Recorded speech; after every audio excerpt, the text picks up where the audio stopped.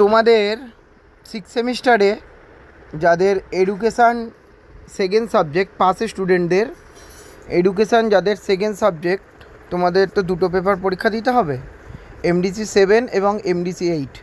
এবং যাদের education single subject এই ফার্স্ট সাবজেক্ট অর্থাৎ 1 নাম্বার সাবজেক্ট তোমাদেরকে এডুকেশান এমডিসি 8 দিতে হবে। আমি আজকের ভিডিওতে এমডিসি 7 পেপারের সিক্স সেমিস্টারের পাসের স্টুডেন্টরা কোন প্রশ্নগুলোকে ভালোভাবে রেডি করবে সেই প্রশ্নগুলো আমি তোমাদের আলোচনা করে দিচ্ছি। এই প্রশ্নগুলোকে তোমরা ধরে ধরে খাতায় লিখে নাও এবং এই প্রশ্নগুলোকে শুধুমাত্র রেডি করে যাও। পরীক্ষার আর বেশি দিন বাকি নেই, আর সময় অবহেলা না করে যেগুলো বলছি একটু মনোযোগ সহকারে শুনবে এবং সেই প্রশ্নগুলোকেই ভালোভাবে রেডি করে যাবে। তোমাদের 3টি ইউনিট, ইউনিট 1, ইউনিট 2 এবং ইউনিট 3, প্রত্যেকটা ইউনিট থেকে 10 নম্বরের একটা করে প্রশ্নের উত্তর লিখতে হবে। তোমাদের প্রশ্ন দেওয়া থাকবে 4টে এবং 5 নম্বরের প্রশ্ন 5টা লিখতে হবে, দেওয়া থাকবে 6টা, এবং 2 নম্বরের প্রশ্ন 10টাই দেওয়া থাকবে, 10টাই উত্তর লিখতে হবে। তো ইউনিট 1 থেকে তোমরা যে প্রশ্নগুলো পড়বে দেখে নাও। ইউনিট 1 থেকে তোমরা পড়বে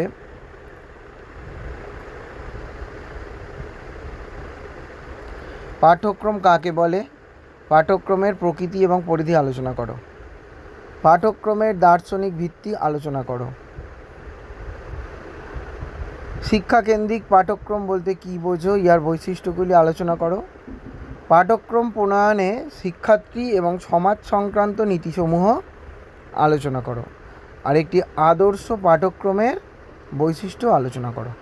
এই 4টে প্রশ্ন তোমরা ইউনিট 1 থেকে রেডি করো, ঠিক আছে? আর যদি হাতে সময় পাও পাঠ্যক্রমের মনস্তাত্ত্বিক ভিত্তিটা একটু দেখে রেখো, 5-এ আসলেও আসতে পারে। এবারে আসি 5 নম্বরের জন্য এই ইউনিট থেকেই। জ্ঞানভিত্তিক এবং কর্মভিত্তিক পাঠ্যক্রমের মধ্যে পার্থক্য আলোচনা করো, অব্যক্ত ও লুক্কায়িত পাঠ্যক্রম বলতে কী বোঝো, উভয়ের মধ্যে পার্থক্য আলোচনা করো, পাঠ্যক্রমের কার্যাবলী আলোচনা করো, পাঠ্যক্রমের সমাজতাত্ত্বিক ভিত্তিটাও দেখে রেখো, কর্মভিত্তিক পাঠ্যক্রম কাকে বলে, ইহার বৈশিষ্ট্য। আচ্ছা, আর পাঠ্যক্রমের প্রকারভেদ আলোচনা করো। এই প্রশ্নটা 5 নম্বরের জন্য একটু করে রেখো, হ্যাঁ? পাঠ্যক্রমের প্রকারভেদ, এটা এমডিসি 7দের গতবারে এই 5th সেমিস্টারে বড় প্রশ্ন আকারে এসেছিলো। তো তোমরা পাঠ্যক্রমের প্রকারভেদটা 5 নম্বরের জন্য একটু দেখে রেখো। আর একটি আদর্শ পাঠ্যক্রম গঠনের মূলনীতি, এই প্রশ্নগুলোকে রেডি করো। পাঠ্যক্রমের প্রয়োজনীয়তা যদি দেখে যাও ভালো হয়। এই প্রশ্নগুলোকে কভার করে দিলাম, তোমরা 2 নম্বরের প্রশ্ন এখান থেকে এলে অ্যাটেন্ড করতে পারবে, ওই জন্যই এতগুলো প্রশ্ন 5 নম্বরে আমার কভার করে দেওয়া রইল, ঠিক আছে? ইউনিট 1 থেকে এই প্রশ্নগুলো ভালোভাবে রেডি করো। ইউনিট 2 থেকে দেখো কি পড়বে। ইউনিট 2 থেকে পড়বে ট্যাক্সোনমি বা বর্গীকরণ কাকে বলে, ব্লুমের সংশোধন বর্গীকরণ তত্ত্ব আলোচনা করো। আচ্ছা, ব্রুনারের নিবিড় শিখন তত্ত্বটি আলোচনা করো, পাঠ্যক্রমের বিষয়বস্তু নির্বাচনে চাহিদার গুরুত্ব আলোচনা করো। 5 নম্বরের জন্য করবে পাঠ্যক্রমের বিষয়বস্তু নির্বাচনে জ্ঞানের ভিত্তি, পাঠ্যক্রম নির্বাচন বিষয়বস্তু নির্বাচনে কৃষ্টিমূলক ভিত্তির গুরুত্ব। আচ্ছা, আর ব্রুনারের বর্গীকরণ,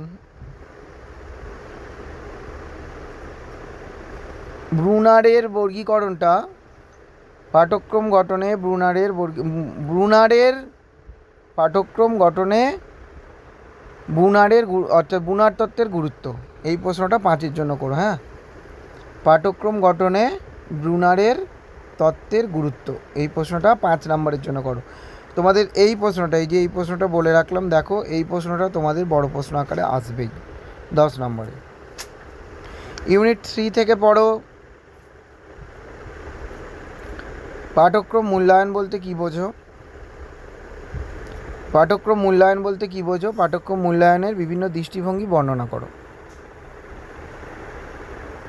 পাঠ্যক্রম মূল্যায়ন বলতে কী বোঝো, পাঠ্যক্রম মূল্যায়নের গঠনমূলক এবং সামগ্রিক মূল্যায়নের ভূমিকা ব্যাখ্যা করো। এনসিএফ 2005 অনুযায়ী বিদ্যালয় ব্যবস্থার বিভিন্ন সমস্যাগুলি আলোচনা করো। পাঠ্যক্রমের গঠনগত মূল্যায়ন, মানে পাঠ্যক্রম পদ্ধতিতে কিভাবে মূল্যায়ন করা হয়, অর্থাৎ পরীক্ষা কিভাবে নেওয়া হয় তার একটি সংক্ষিপ্ত বর্ণনা। পাঠ্যক্রম মূল্যায়নে টেলরের মডেল সংক্ষিপ্ত আলোচনা করো। এই 5টা প্রশ্ন এখান থেকে দিয়ে রাখলাম।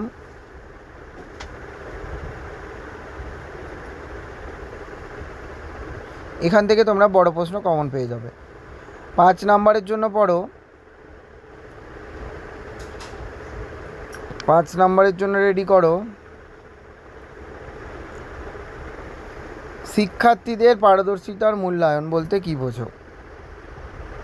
পাঠ্যক্রমিক মূল্যায়ন কাকে বলে, আর বৈশিষ্ট্য, পাঠ্যক্রম মূল্যায়ন পদ্ধতি, পাঠ্যক্রমের গঠনগত মূল্যায়ন সংক্ষেপে আলোচনা করো, আর পাঠ্যক্রম সংস্কার কাকে বলে, ইহার উপাদানগুলি কী কী?